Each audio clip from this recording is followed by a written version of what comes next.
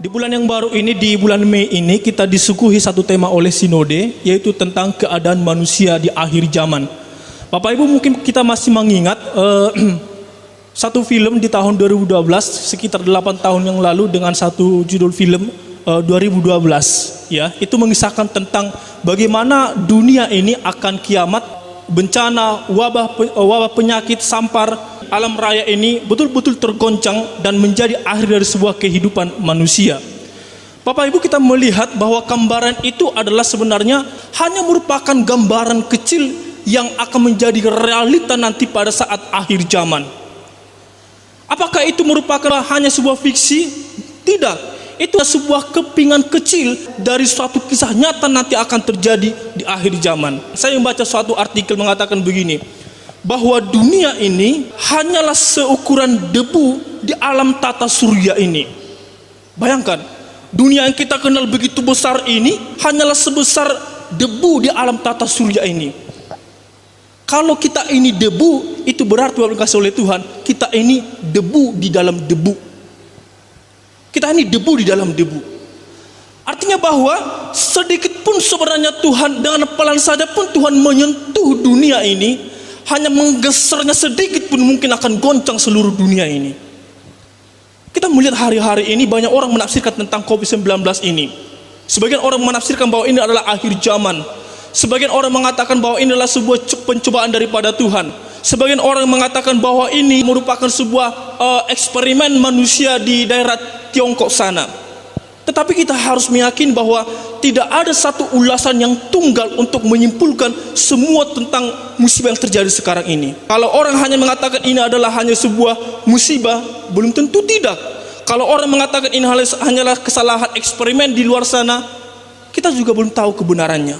Tidak ada satu pernyataan yang tunggal untuk mengatakan, menyimpulkan apa yang terjadi sekarang ini. Tetapi kita perlu melihat secara alkitabiah, kita melihat secara luas saja hari ini, supaya kita tidak memandang bahwa hal ini bukan hanya sekedar krisis ekonomi, supaya kita tidak memandang bahwa hal ini hanya sebuah wabah penyakit yang datang ke tengah-tengah dunia ini. Tetapi kita lihat hari ini sisi baik daripada apa yang terjadi hari ini.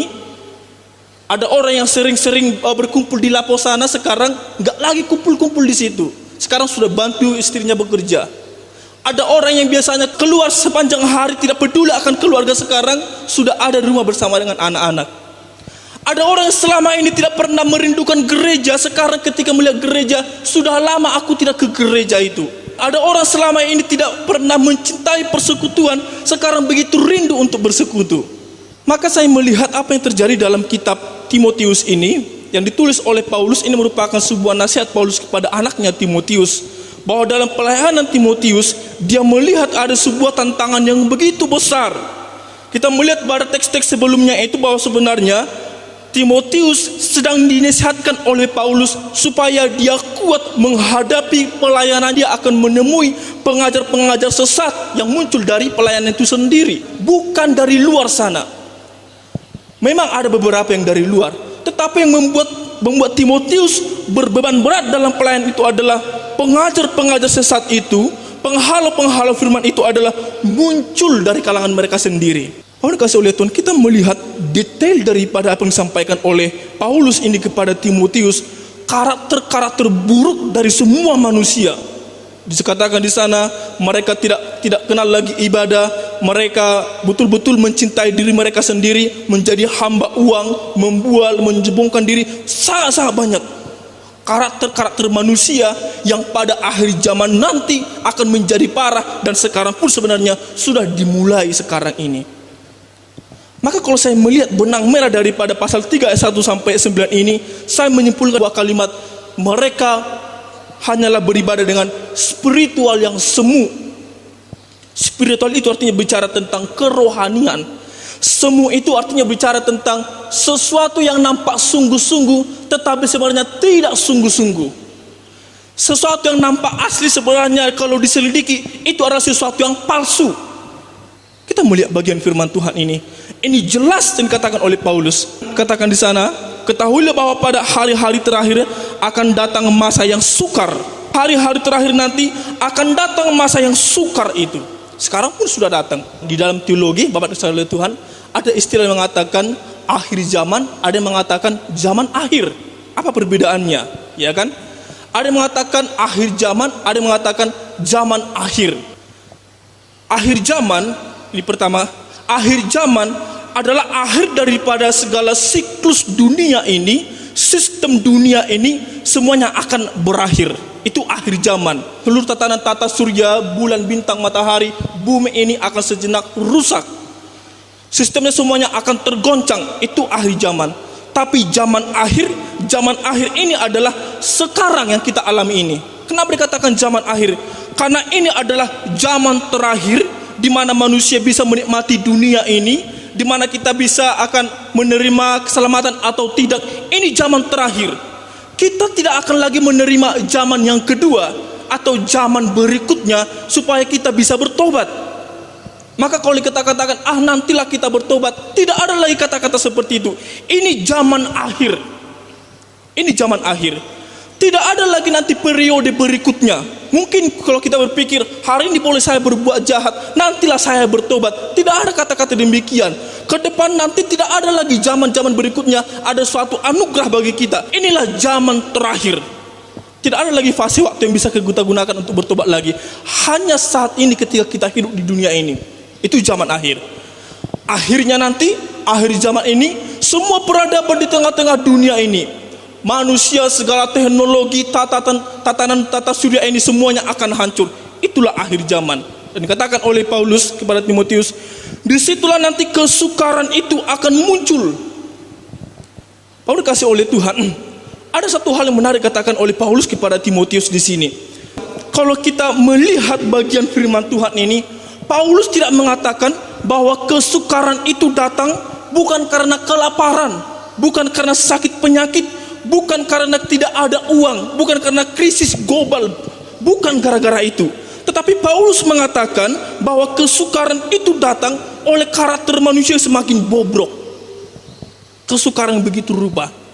Kalau kita bandingkan dengan kitab-kitab Injil, di kitab-kitab Injil lebih mengatakan fenomena akhir zaman itu kepada sebuah peristiwa alam, wabah, penyakit, ada hujan es, hujan api, hujan belerang, lalu gempa bumi yang dahsyat, angin puting beliung, semua itu terjadi di kitab-kitab Injil. Tetapi Paulus lebih menyoroti kepada manusianya, bahwa dia melihat kesukaran itu datang oleh karena karakter manusia. Paulus dikasih oleh Tuhan.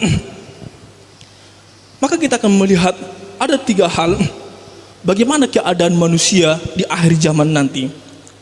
Ayat kedua, mari kita baca bersama-sama. 2-3 ya. Manusia akan mencintai dirinya sendiri dan menjadi hamba uang. Mereka akan membual dan menyombongkan diri.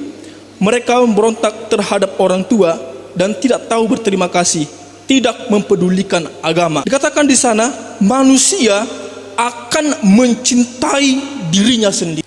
Sebenarnya Bapak dikasih oleh Tuhan, tidak ada yang salah dengan frasa yang mengatakan manusia akan mencintai dirinya sendiri. Kalau kita lihat sebenarnya di dunia-dunia sekuler, para psikolog atau konselor, mereka mengadakan konseling untuk memulihkan dia keadaan manusia itu sendiri untuk mencintai dirinya sendiri. Karena banyak di luar sana orang-orang sudah kehilangan jati diri, mungkin tidak pernah dikasihi, tertolak dalam keluarga, maka mereka dikonseling untuk mencintai dirinya sendiri. Kita pun sebenarnya semua pasti mencintai diri kita sendiri. Nah, tetapi mari kita lihat frasa yang mengatakan akan mencintai diri sendiri.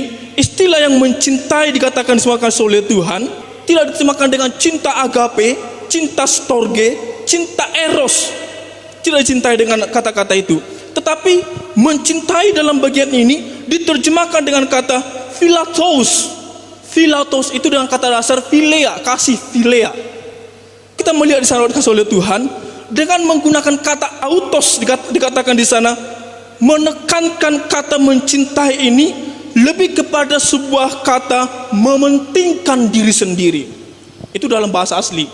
Di sana dikatakan philatos, kata tos itu menekankan kata mencintai ini, maka muncullah kata mementingkan diri sendiri. Kita tahu bahwa kasih philia itu mengatakan bahwa dikatakan di sana kasih filia itu lebih diidentikan dengan kasih supaya. Jadi sifatnya itu ada kepada aku duluan, baru kepada orang lain. Supaya kamu mengasihi aku, maka aku mengasihimu. Supaya kamu membantu aku, maka aku membantumu. Supaya kamu menolong aku, maka aku menolongmu. Itu kasih filia. Tetapi ditekankan dengan kata autos ini, dikatakan di sana mencintai itu mementingkan diri mereka sendiri.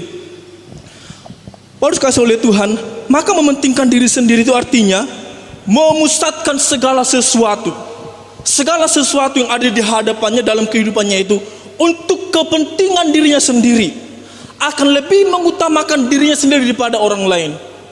Kita melihat berita sekarang ini di wabah pandemi corona ini, ada beberapa berita, contohnya di wilayah ada satu kasus bahwa bansos COVID-19 ini yang seharusnya diberikan kepada orang-orang yang tidak mampu, lalu itu diberikan, kalau saya lihat nominalnya diberikan itu 250.000 per keluarga, tetapi angka itu dipotong 225.000, dipotong 25.000. Bayangkan sekian banyak orang di wilayah mereka menerima bantuan itu, tapi 25.000 per keluarga dipotong, dapat untung besar dia.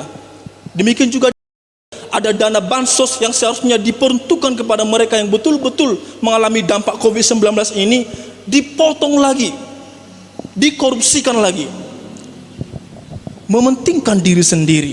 Maka apa yang disampaikan oleh Paulus hari ini, mereka mencintai diri mereka sendiri dan menjadi hamba uang, bukanlah merupakan kata-kata teori semata, tetapi Paulus melihat dan memikirkan inilah akan terjadi di akhir zaman nanti. Ada satu berita mengatakan bahwa COVID-19 ini bukanlah wabah, tetapi sebuah wabah yang tersistem, dibentuk oleh orang. Dibentuk berarti artinya supaya terjadi krisis global di tengah-tengah dunia ini.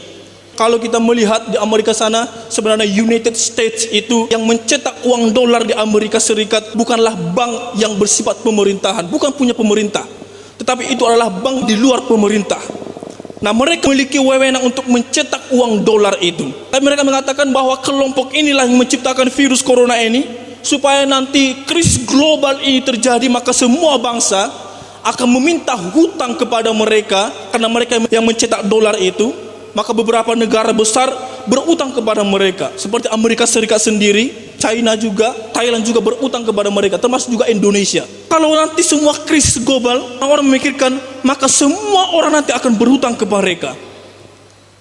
Tetapi itu isu, belum tentu kebenarannya. Saya katakan tadi, tidak ada satu kalimat tunggal untuk menyimpulkan tentang COVID-19 ini.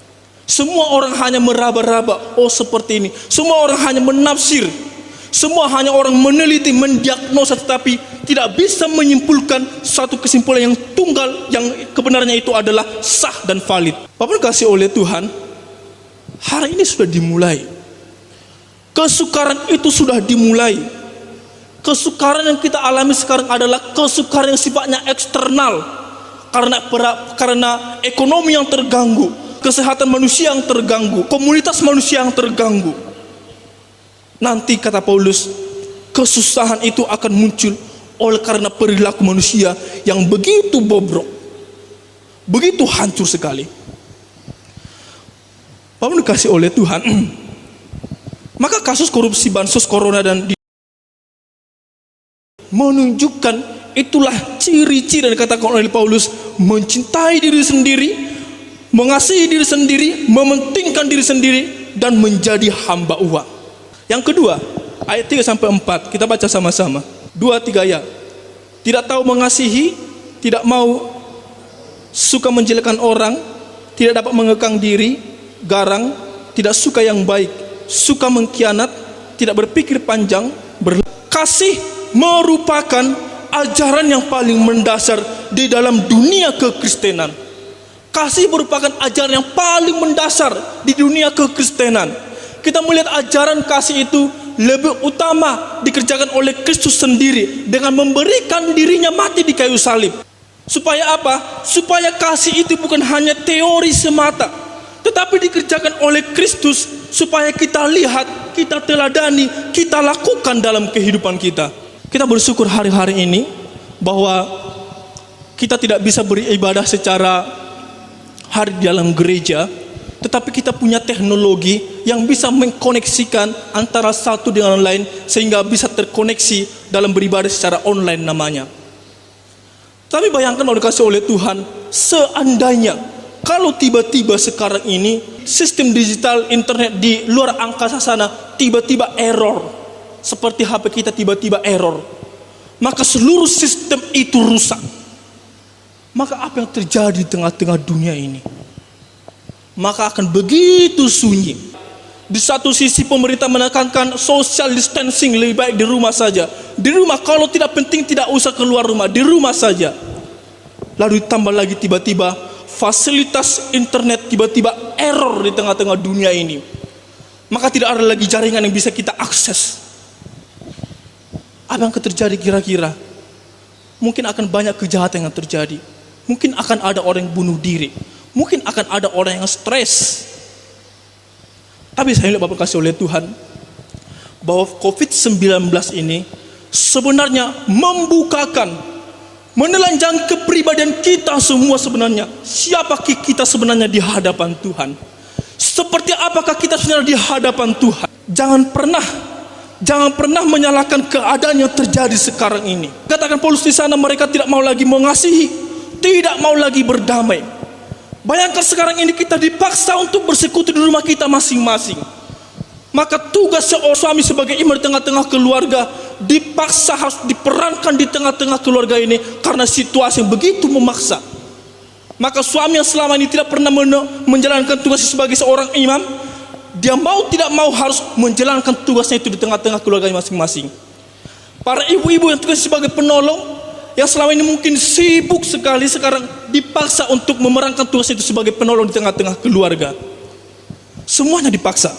Maka alangkah mirisnya sekarang ini, dalam kondisi seperti ini, dalam kondisi kita dipaksa dalam keluarga kita masing-masing, masih ada kepala rumah tangga, masih ada para imam-imam tidak peduli akan keluarganya.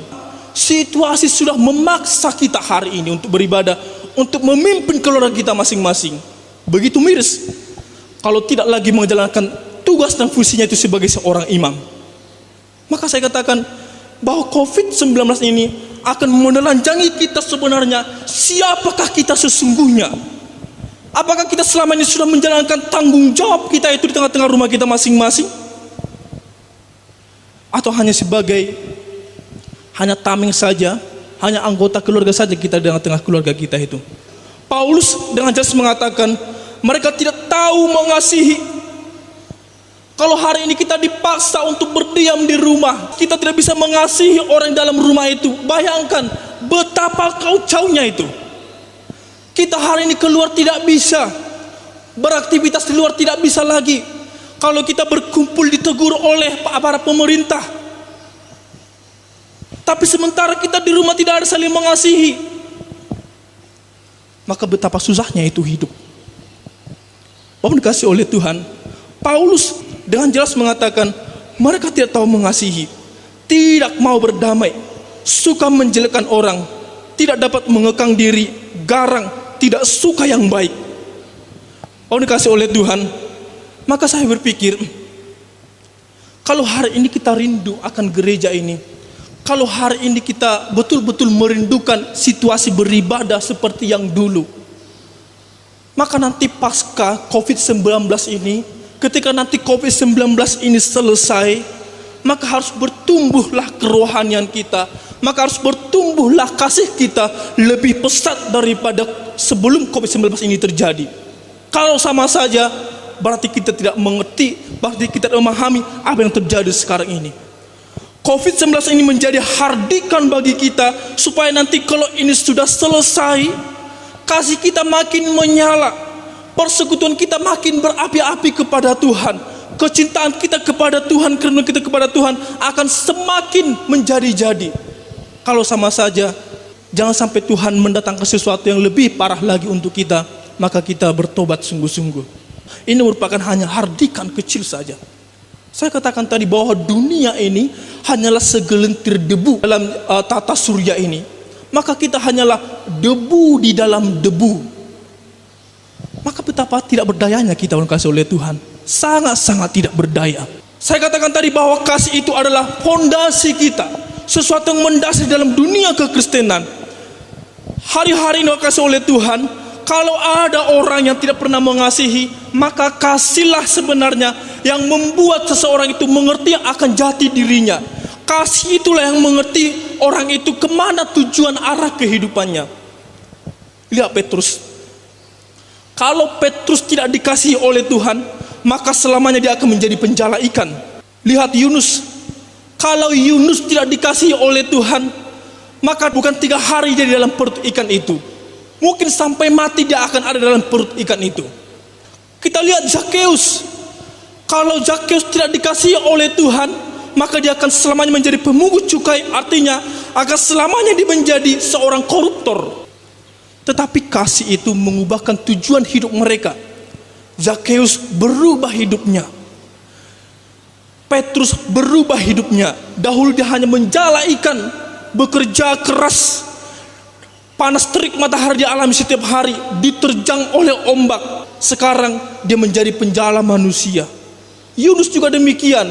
Dia begitu memberontak kepada Tuhan, dia lari di hadapan Tuhan, tetapi dikatakan dia dikasihi oleh Tuhan. Tujuan hidupnya jelas, mempertobatkan banyak orang. Apa yang dikasih oleh Tuhan? Kasih memang merupakan ungkapan klasik. Kasih ini sudah diteriakan oleh para hamba-hamba Tuhan sejak dahulu kala sampai sekarang.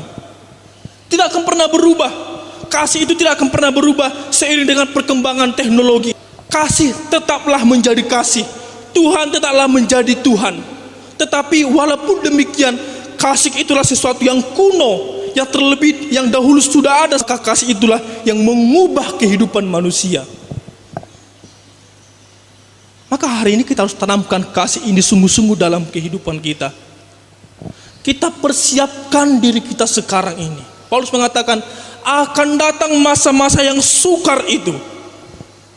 Kalau bukan hari ini persiapannya, kapan lagi? Tidak ada lagi waktu. Yang ketiga, ayat yang kelima. Secara lahiriah, mereka menjalankan ibadah mereka. Tetapi pada hakikatnya, mereka memungkiri kekuatannya. Jauhilah mereka itu. Bapak Ibu, saya yakin kita semua pasti pernah melihat burung gereja. Ya, dalam bahasa lain dikatakan, atau orang lain mengatakan burung pingai. Kita melihat kesehariannya, burung gereja ini selalu ada di gereja. Mengapa dikatakan burung gereja? Burung gereja ini berimigrasi dari benua Eropa, dan kesukaan daripada burung gereja ini hanya mencari tempat-tempat gedung-gedung yang tinggi. Lalu dia berimigrasi pada waktu itu, belum terlalu banyak bangunan-bangunan tinggi kecuali gereja. Bahwa burung-burung ini bersarang dalam gereja itu. Lalu dikasih oleh Tuhan. Tetapi kalau burung gereja itu di dalam gereja, mereka tidak mengerti sebenarnya mereka sedang berada di mana. Mereka tidak pernah mengerti bahwa mereka sedang berada di dalam rumah ibadat, rumah tempat orang-orang memuji, menyembah sang pencipta manusia dan juga pencipta burung gereja itu sendiri. Tidak mengerti sama sekali. Mereka hanya hadir secara lahiriah di gereja ini. Lahiriah artinya hanya berupa fisiknya, hanya kepalanya, hanya tubuhnya, hanya kakinya hadir di tengah-tengah gereja. Jangan dikatakan bahwa mereka beribadah secara lahiriah saja. Kalau dikasih oleh Tuhan, sebenarnya beribadah itu sudah zaman dahulu kala, sejak zaman manusia kuno sudah ada ibadah. Mereka beribadah karena mereka meyakini ada sesuatu kuasa yang lebih kuat dari diri mereka sendiri yang menunggangi atau bersemayam mungkin dalam pohon-pohon yang besar, dalam batu-batu yang besar, atau juga dalam gua-gua yang besar. Mereka sadar betul bahwa dalam itu ada suatu kuasa yang melebihi kuasa manusia. Karena mereka mempercayai itu, maka mereka beribadah kepada batu-batu, pada kayu, pada pohon-pohon itu, kepada gua-gua itu.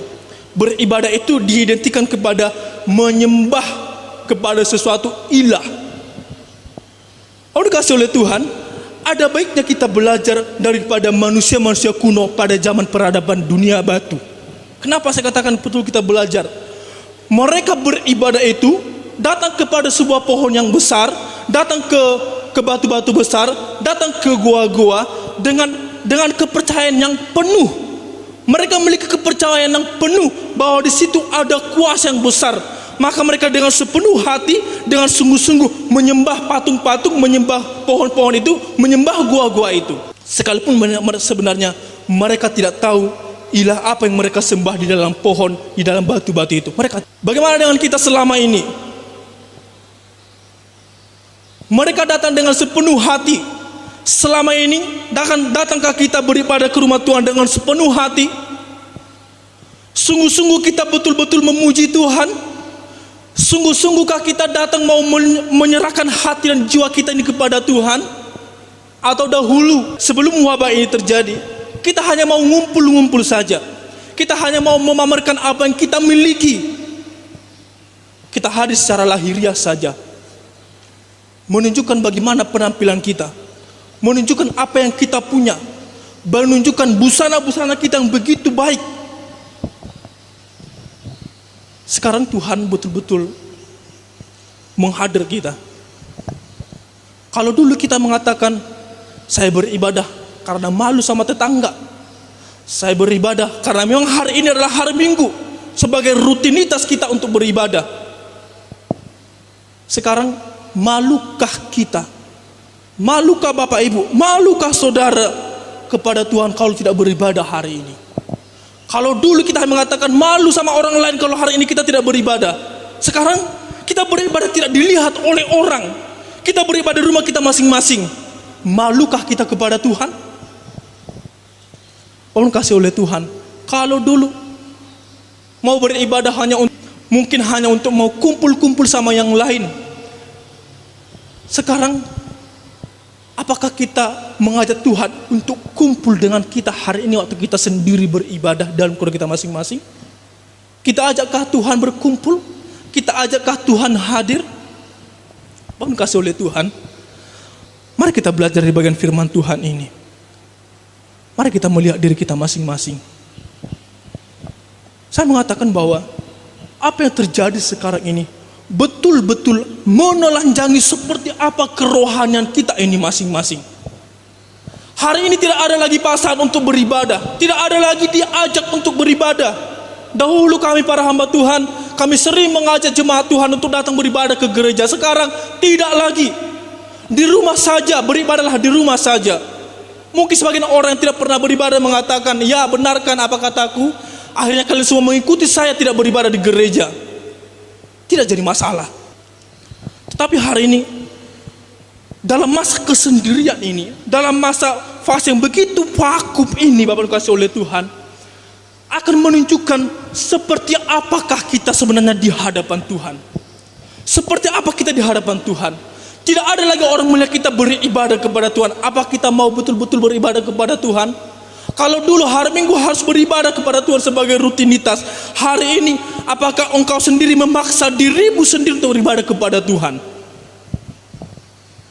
Dibongkar semua kehidupan kita ini. Mohon dikasih oleh Tuhan. Mari kita melihat bagian firman Tuhan ini. Seperti yang saya katakan tadi, bagaimana kalau teknologi ini tidak ada lagi? Semuanya sudah hancur. Tidak ada lagi ibadah online. Tidak ada lagi tuntunan ibadah yang diedarkan melalui media-media sosial ini. Pertanyaannya, keadaan yang begitu vakum itu, kita carikah Tuhan? Sekarang masih bisa bergantung kepada internet dengan ibadah online. Kalau dunia ini hancur, teknologi ini hancur, tidak ada lagi fasilitas seperti ini, beribadahkah kita kepada Tuhan? Mari kita melihat pada diri kita masing-masing. Maka disampaikan oleh Paulus, hanya sebuah permulaan, tapi kesukaran yang begitu besar itu nanti datang pada akhir zaman, bukan sekarang. Kesukaran itu akan datang pada akhir zaman, di mana manusia mengalami secara kompleks, mengalami kelaparan, mengalami musibah, kesukaran datang dari manusia sendiri, dicobai, disiksa. Apakah kita bertahan? Sanggupkah kita bertahan? Kalau bukan hari ini kita mulai, dalam tanda kutip, kerohanian kita itu kita tabung dari sekarang untuk bekal kita nanti menghadapi kesukaran ini. Pak dikasih oleh Tuhan, maka berhentilah dahulu sejenak dari kepenatan kita selama ini mencari kenikmatan-kenikmatan dunia ini. Kita lihatlah dulu sekarang bagaimana kehidupan kita di saat ini yang tidak memungkinkan ini, di fase-fase yang betul-betul membuat kita begitu gelisah. Kita lihatlah dulu bagaimana kita sebenarnya. Apakah ada kasih itu? Apakah ada ibadah yang sesungguhnya itu? Apakah kita mencintai diri kita sendiri atau mencintai Tuhan? Firman Tuhan yang berkati kita pada siang hari ini. Mari kita berdoa.